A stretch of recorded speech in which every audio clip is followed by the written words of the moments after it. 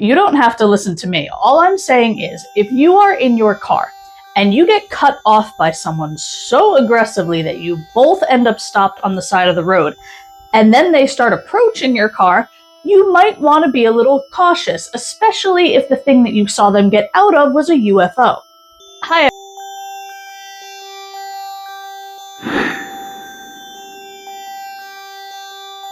Do all the Headless Ghosts, get together once a year? And if they do, would only one of these two be invited to the party? Hi everybody, it's Sarah from Hushed Up History. And gather around, because today we're going to talk about some headless ghosts, because there are a lot more of them floating around than the one that we know and love in Sleepy Hollow. Becoming a state in March of 1867, the Cornhusker state of Nebraska boasts the beauty of the Great Plains, agriculture, multiple parks, museums, and a lively college football scene. It also gave its earliest residents at least 2 reasons to watch their heads. The tiny village of Alexandria in Thayer County is home to approximately 150 souls, but there is one soul from the past that is still talked about today. In 1878, Alexandria was home to a wild Irishman named James Conway, and on the evening of November 11th, he and his wife Catherine were in a buggy riding home to their small cabin when tragedy literally struck. A team of horses that had been tied up outside of a drugstore got startled by a piece of paper blowing down the street. They broke free and charged uncontrollably down the road. The team of horses had zero hesitation as they charged toward the buggy with the Conways inside, and they ran into it, full speed, knocking it to the ground before they continued on their catastrophic run, which would destroy a wagon, another buggy, and a hay rake before someone was able to finally stop them. Catherine Conway was bruised and badly shaken up, but James was nowhere near as lucky as his wife. James Conway's right leg was severely injured. A 2-inch thick piece of wood pierced the back of his right thigh and went almost all the way through, stopping just short before exiting through the front of his leg. He also sustained some head injuries, but they paled in comparison to what had happened to his leg, and he and Catherine were taken to a restaurant to await a doctor. An article printed in the Hebron Journal on November 14, 1878, spoke of James Conway as someone who had already survived many severe injuries in his past. And they said that, quote, "Being a man of bone and sinew, he may recover. We earnestly hope so." However, this time that would not be the case for James Conway, and he died of his injuries shortly after the article was printed, at the age of 52 years old. At the time of his death, James Conway's property was valued at approximately several $1,000s, and Catherine remained on the farm. But she was not there long. Less than 2 years later, in June of 1880, her body was found on the side of the road approximately 1 mile outside of town. There was nothing obvious to indicate the cause of death for Catherine, but an article printed in the Hebron Journal on July 1st, 1880, stated that an examination from the coroner, quote, resulted in a verdict of death from a ruptured blood vessel in the brain, this fact having been discovered in a post-mortem examination. When James Conway died, he was buried in a pasture on his property, with his final resting place being marked with a stone engraved with his name, birth date, and death date. Catherine was also buried on the property, but there was no stone indicating where she lay in rest. With James and Catherine both deceased, their small cabin fell into disrepair, and before long, people started reporting that they were hearing wailing coming from the cabin and seeing shapes moving around the property. Various reports speak about a woman in white sitting under a tree, and it's assumed that this is Catherine. There is another apparition, though, that is less easy to explain. People began reporting that just before sunset, you could see a man walking around the cabin. He has a basket on his shoulder, and he has no head. If this is the ghost of James, why he's headless is a mystery, but the stories were well known to the Dean family who came to own the property.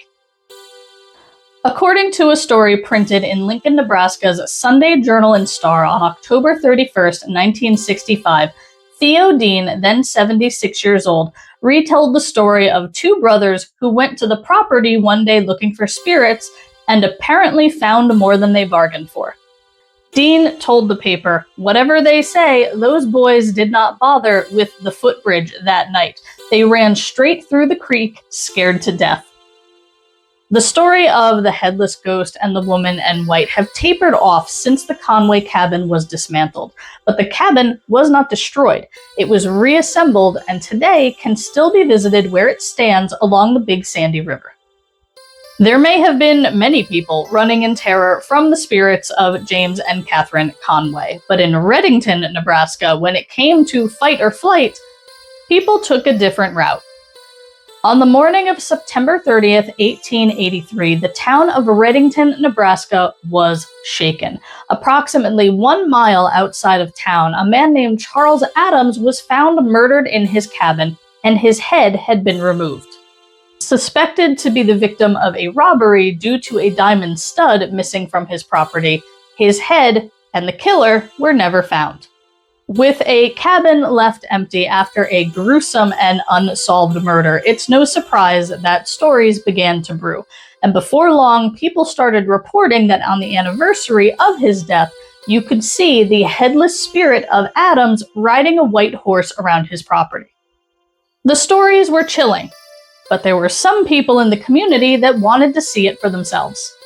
In 1893, Maud DeVault was a young schoolteacher in Readington, Nebraska. She was new to her position, and she quickly became familiar with the stories of Charles Adams and the headless spirit on the horse. She also had no fear, and on the anniversary of his death that year, she and a group of people made their way to the cabin and sat in the darkness awaiting the spirit of Charles Adams. They never really expected to see anything. So when they did, it was a surprise. Out of the darkness came a shape. It was a horse, and on its back there was the ethereal figure of a human with no head. A completely terrified crowd fled the scene as quickly as they possibly could, except for Maud DeVault. When everyone else fled in fear, Maud grabbed the horse's reins and took out her gun. Demanding an explanation from the rider, she pointed her pistol into the sky and shot twice, scaring the horse and sending it and its rider fleeing into the darkness. It was later revealed that upon hearing about the group going out to the cabin, a young trickster of Readington decided to give the group exactly what they were looking for. He wrapped himself in a bedsheet and rode his horse out to the cabin and hid, waiting for the group and the perfect moment to ride out and gallop straight into local legend. What he did not anticipate that night was coming face to face with a gun, and as the horse rode off into the darkness, he probably did not see the fence that he was approaching. The horse made it over the fence, but in the process, he tossed the rider, who was left in the ground, tangled in his bedsheet. That fateful night in September, a prankster in the town of Readington decided to welcome the new teacher to town in a way she would never forget. Instead, DeVault decided to introduce herself to the town of Readington in her own memorable way. Hi everybody, if you're enjoying this story, and you might want to enjoy a few more, let me introduce you to Hushed Up History Volume 1, a collection of 34 more stories of the strange, the bizarre, the unusual, the disastrous, the creepy, the inspirational, and a little bit of fun. It's available now from Amazon.com, BarnesandNoble.com, and all other major online booksellers. Enjoy! Look, you don't have to listen to me. All I'm saying is, if you are in your car and you get cut off by someone so aggressively that you both end up stopped on the side of the road, and then they start approaching your car, you might want to be a little cautious, especially if the thing that you saw them get out of was a UFO. Hi everybody, it's Sarah from Hushed Up History, and today I invite you to come with me to West Virginia. It was a very busy day at WTAP-TV and radio, and on site was the general manager and all of the normal employees. But today, they were joined by law enforcement and representatives from the local airport and the Air Force. And all of their focus was on the guest of honor, Woodrow Derenberger, who, much like everyone else, did not expect that this is how he was going to be spending his November 4th. When the cameras started rolling and the questions started coming for Derenberger, he answered them to the best of his ability. But many of his answers just added to the mystery. Days ago, he was just an average salesman returning home from work. But the next 30 minutes was going to change everything for him and for Parkersburg, West Virginia. On the evening of November 2nd, 1966, Derenberger was driving along I-77 at approximately 7:30 p.m. when it all began. A sewing machine salesman by trade, Derenberger was headed home to Mineral Wells, West Virginia, after a work trip in Marietta, Georgia, and he stopped his truck to adjust some of the machines that were sitting in the back. It was already dark out, so when he got back in his truck and started back on his way home, it didn't strike him as unusual to see lights in back of him in the road. This is where things went very wrong. What Derenberger assumed to be another vehicle sped up alongside him and cut him off, causing him to swerve over and stop on the side of the road. The vehicle also stopped ahead of him in the road, and it was positioned in a way so that it was blocking two of the lanes on the highway.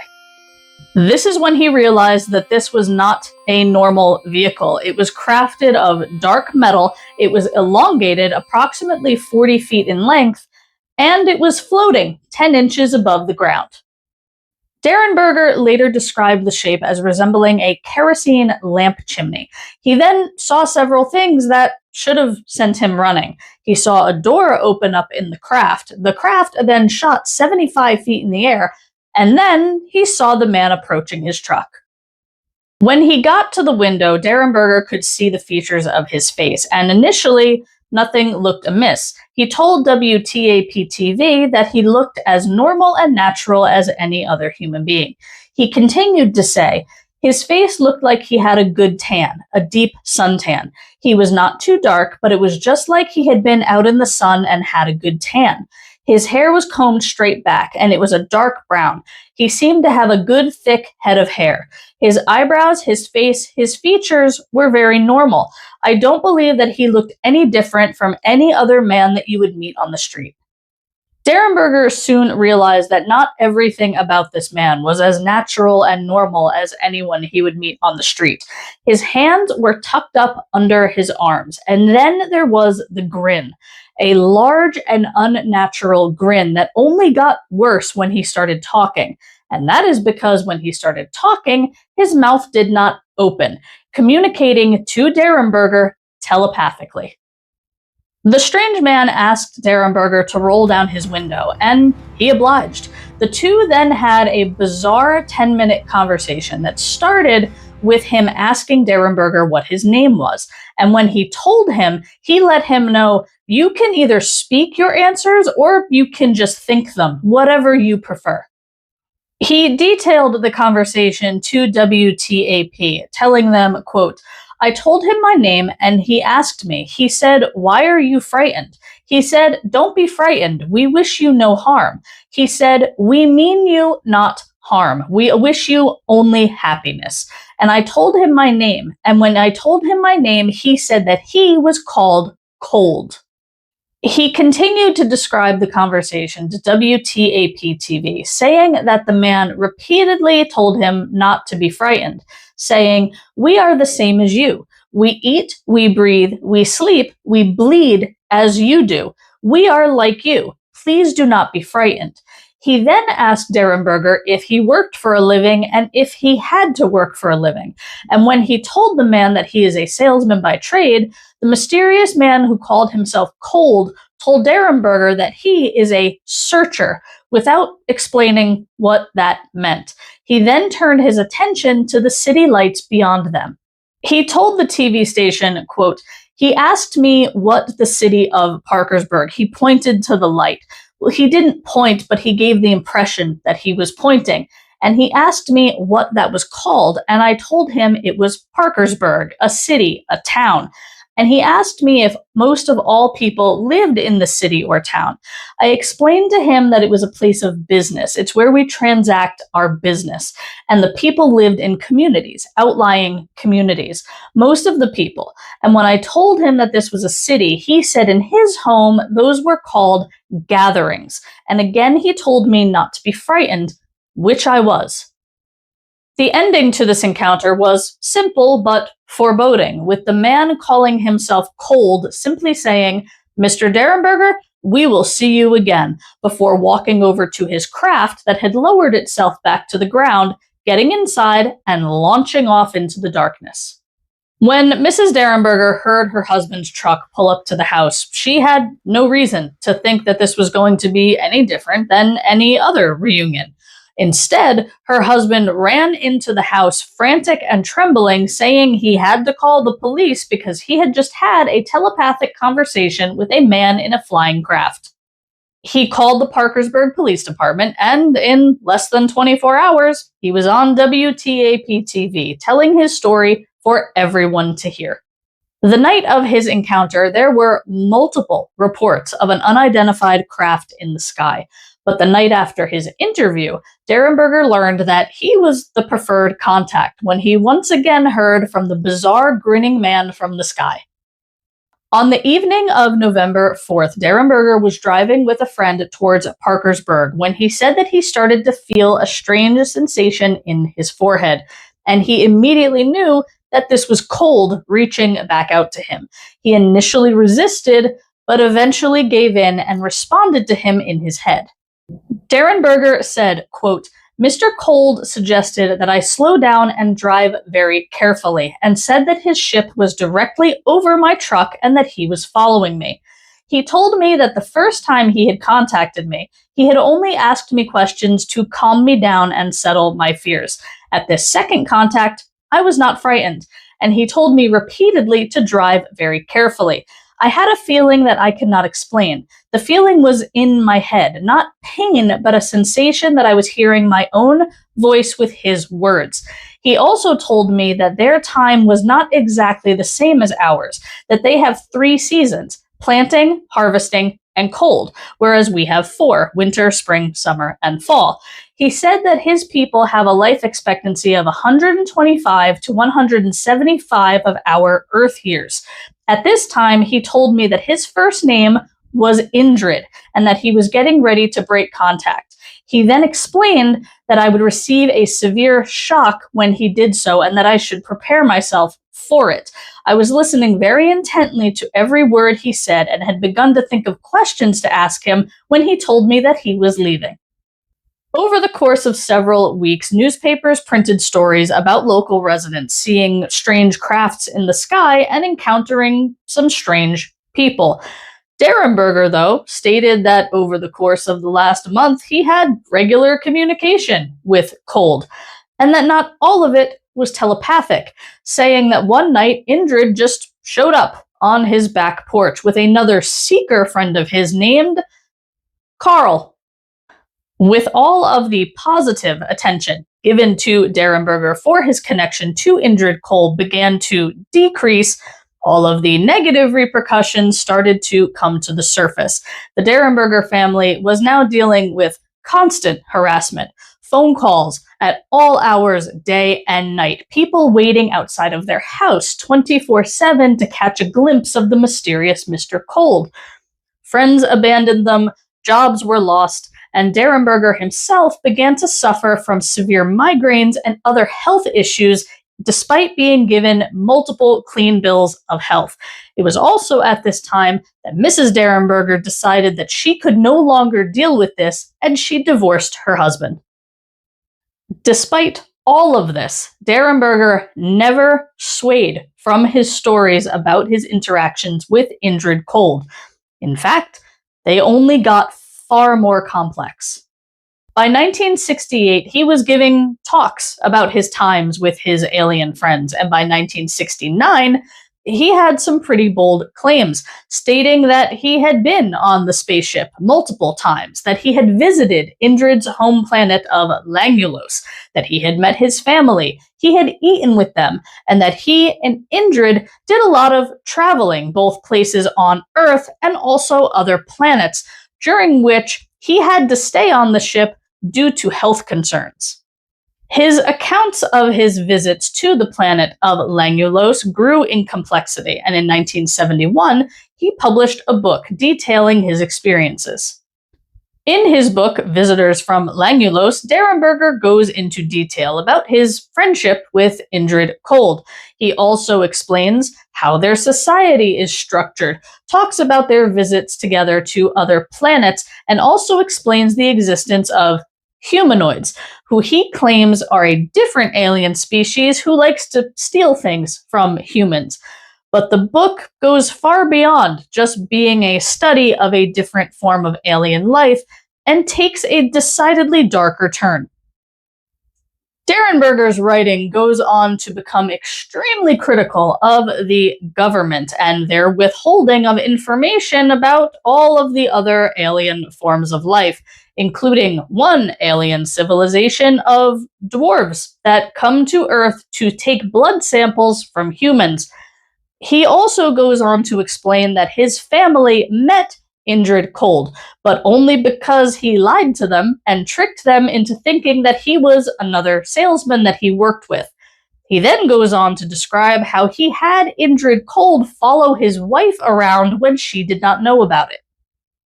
As to be expected, the book and his extravagant claims now meant that there was more attention on Derenberger, and it was not all positive or had a positive effect. He fell into a deep depression and became enveloped in paranoia, often hiding behind furniture and curtains in his home, claiming that he had to shield himself from UFO enthusiasts who were after him. Eventually, he moved away from his home in Mineral Wells, looking for a place to rebuild his life. He was aiming for, and he achieved, obscurity. He did move back to Mineral Wells shortly before his death in 1990. Today, the names Indrid Cold and Woodrow Derenberger still permeate conversations about the strange and unusual, with some still claiming to have sightings of Cold in multiple states. Others look to tie the encounter between Derenberger and Cold to the infamous appearance of the Mothman in Point Pleasant, West Virginia, which occurred only 13 days after their first meeting. Despite decades of study and speculation, the only one to know the truth about Indrid Cold is Woodrow Derenberger, who left this earth for the final time, never swaying from his story about what he encountered that November night in 1966.